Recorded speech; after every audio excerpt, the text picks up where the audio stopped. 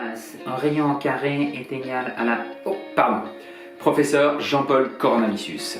Si vous pouvez voir cette vidéo, c'est que vous êtes tranquillement assis derrière votre bureau. Bravo.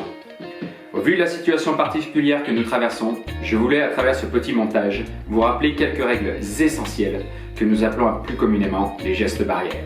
Alors, accrochez-vous, c'est parti! Dans un premier temps, je voulais vous parler de quelque chose qui est essentiel, le lavage des mains. Comme vous pouvez le voir grâce à cette image, le virus peut être présent partout sur votre main. Aussi, pour vous laver les mains, vous pouvez utiliser de l'eau et du savon ou du gel hydroalcoolique. L'une et l'autre sont deux solutions tout aussi efficaces. Il est très important de bien nettoyer toutes les zones de la main, comme vous pouvez le voir dans cette vidéo.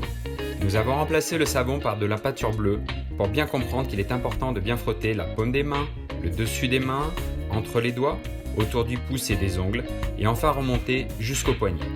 On estime que pour être efficace et complet, un lavage de main doit durer au moins 30 secondes. Attention, il faut avoir la même rigueur si vous vous lavez les mains avec un gel hydroalcoolique.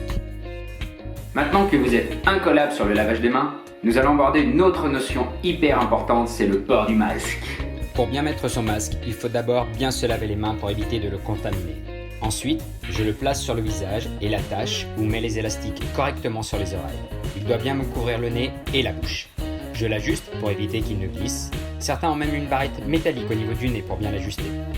Une fois en place, il faut éviter de le toucher. Je risque de déposer le virus sur le masque si j'ai les mains sales, ou je risque de me salir les mains si mon masque a été contaminé auparavant. Pour le retirer, je ne touche surtout pas le masque.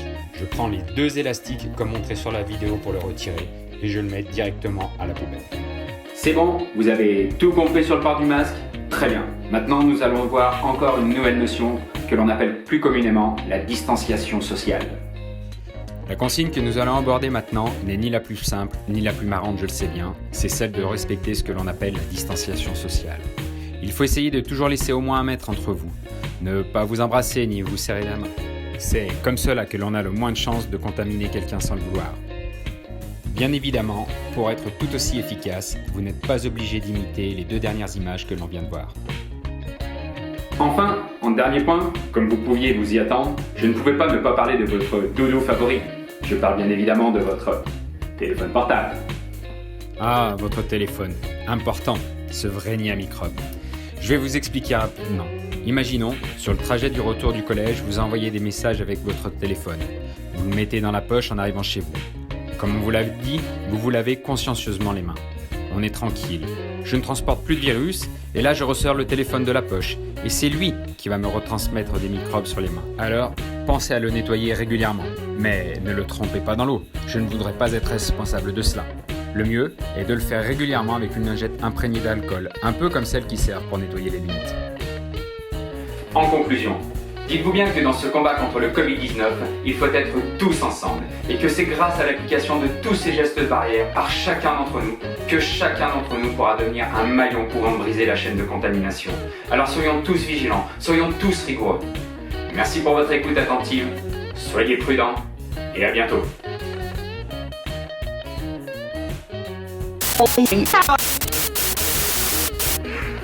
Oulala, stop. On allait encore oublier un geste hyper important. Comme vous venez de le voir, si comme moi vous toussez, pensez bien le faire soit dans votre coude, soit dans un mouchoir à papier qu'il faut jeter immédiatement après. Mais là encore, c'est un geste à ne surtout pas négliger.